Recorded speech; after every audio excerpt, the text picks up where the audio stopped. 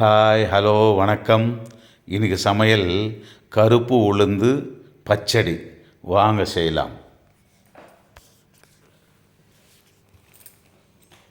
இன்றைக்கி உளுந்து பச்சடி முழுசாக இருக்குது இல்லைங்களா? முழு கருப்பு உளுந்து பச்சடி. கருப்பு சொல்ல வேண்டாம், முழு உளுந்து பச்சடி. அது தோலோடு செஞ்சால் தான் டேஸ்ட் நல்லா இருக்குன்றதுக்காக தான் செய்கிறேன். இது ஒரு 100 கிராம் உளுந்து, கருப்பு உளுந்து. அது அதுக்கு வேண்டியது கொஞ்சம் பச்சடி பண்ணுறதுக்கு பெருங்காயம் கொஞ்சம் வச்சுருக்கேன். ஒரு 10 காஞ்ச மிளகாய், ஒரு 10-12 இருக்கும் போதும். ஒரு வெங்காயம், சின்ன வெங்காயம், கொஞ்சம் புளின்னா ஒரு லெமன் சைஸ் புளி கழுவி வச்சுருக்கேன். இதுக்கு பச்சை மிளகாயெல்லாம் தேவைப்படாது, போட்டால் நல்லா இருக்காது. காஞ்ச மிளகாயில் தான் பச்சடி பண்ணிக்கணும். அது நான் நல்லா கழுவி க்ளீன் பண்ணி ஆற வச்ச உளுந்து அந்த மாதிரி வச்சுக்கிட்டோம்னா அப்பப்போ நம்ம செஞ்சுக்கலாம் பச்சடி. அது ஒரு 100 கிராம் அளவுக்கு வச்சுருக்கேன். அதுக்கு தகுந்த போல் மிளகாய், பெருங்காயம். இப்போ கொஞ்சம் எண்ணெய் விட்டு பெருங்காயம் பொரித்து எடுத்துக்கலாம். அது பொடியாக இருந்தால் பெருங்காயம் தூள்னா அப்படியே போட்டுக்கலாம். கட்டி பெருங்காயமாக இருக்கிறதுனால கொஞ்சம் எண்ணெயில் போட்டு பொரிச்சாதான் நல்லா மெசையும், நல்லா ஸ்மெல்லு வரும். அது கொஞ்சம் சிகப்பாக வர வரைக்கும் வறுத்து அது எடுத்துக்கலாம். சிகப்பாக வர வரை வறுத்து எடுத்துக்கிட்டால் நல்லா இருக்கும். எல்லாமே தனித்தனியாக வறுத்துக்கிட்டால் தான் நல்லா வரும். எல்லாம் ஒன்றா போட்டு வறுத்தக்கூடாது. தனியாக மிளகாய் வறுக்கணும், உளுந்து தனியாக வறுக்கணும். பார்த்திங்களா, காரத்துக்கு ஏற்ப வச்சுருக்கேன். அதுக்கு மிஞ்சி வேண்டாம். பச்சை மிளகாய் மட்டும் சேர்க்காதீங்க, காஞ்ச மிளகாவே போட்டுக்கோங்க, நல்லா இருக்கும். பச்சடின்றது காஞ்ச மிளகாயில் செஞ்சால் தான் நல்லாயிருக்கும்.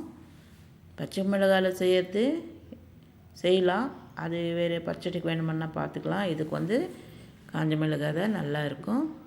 வறுத்துட்டேன். நல்லா கருப்பாலாம் வராமல் கலர்ஃபுல்லாக இருக்குது. வறுத்து வச்சுருக்கேன். இப்போது உளுந்து வறுத்துக்கலாம். அதில் கொஞ்சம் எண்ணெய் இருக்குது இல்லைங்களா? நான் இன்னொரு 1 ஸ்பூன் எண்ணெய் விட்டால் போதும். நிறைய எண்ணெய்லாம் தேவைப்படாது.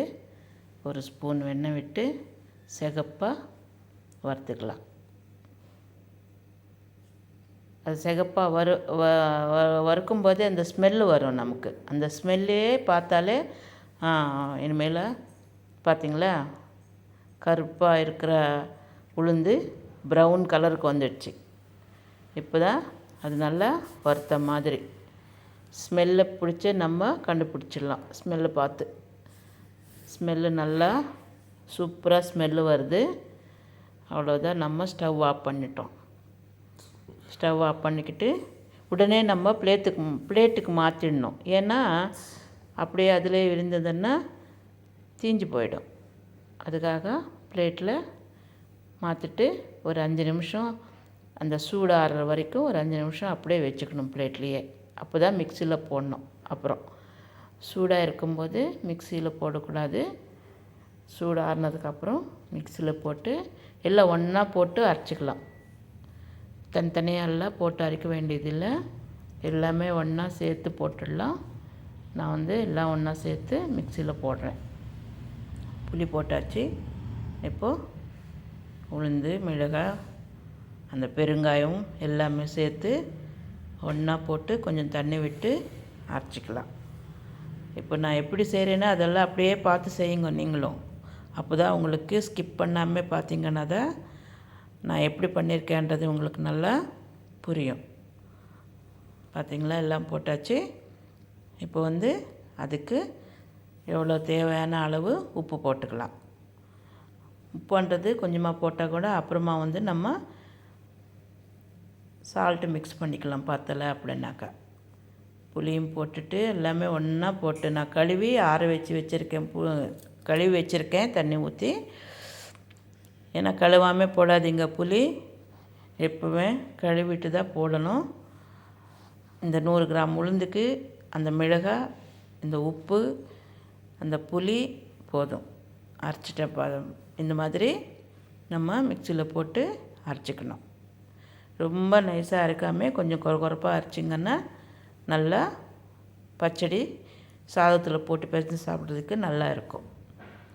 ரொம்ப நைஸாக அரைக்கக்கூடாது. சட்னி மாதிரி அரைச்சா டேஸ்ட் இருக்காது.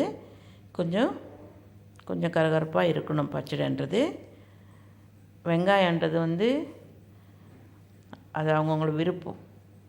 இஷ்டப்பட்டால் போட்டுக்கலாம், வேண்டான்னா அது நீங்கள் தவிர்த்திடலாம். எங்கள் வீட்டில் சாப்பிடுவாங்க, நான் போடுறேன். அந்த பச்சடியில் அந்த வெங்காயம் போட்டு நம்ம சாதத்தில் பிசைஞ்சு சாப்பிடும்போது நல்லா நறுக்குன்னு இருக்கும். சாப்பிட்றதுக்கு நல்லா டேஸ்ட்டாக இருக்கும்ன்றதுக்காக தான் நான் போடுறேன். எங்கள் வீட்டில் சாப்பிடுவாங்க. ரொம்ப சூப்பர் ஸ்மெல் வருது. அதில் நெய் ஊற்றி இன்னும் சாப்பிட்டோம்னா சூப்பராக இருக்கும். அவ்வளோதான். கொஞ்சம் தண்ணி கழுவி ஊற்றிருக்கேன். அது மிக்சியில் தண்ணி போதும்.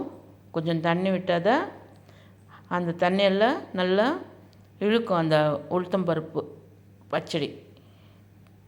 அப்போ தான் நல்லா இருக்கும் பச்சடி, டேஸ்ட்டாக தெரியுது.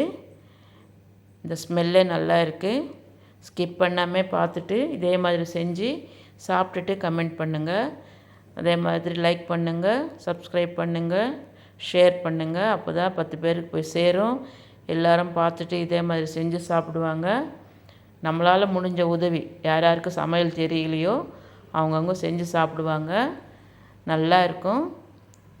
இது ஒன்று இருந்தாலே சுவையான பச்சடி, சூப்பரான பச்சடி.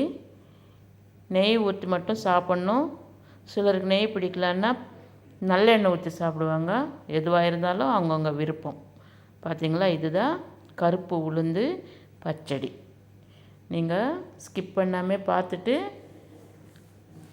லைக் பண்ணிவிட்டு ஷேர் பண்ணுங்கள், கமெண்ட் பண்ணுங்கள், சப்ஸ்கிரைப் பண்ணுங்கள். சுலபமாக செஞ்சுக்கலாம், சீக்கிரமாகவும் முடியும். ஓகே.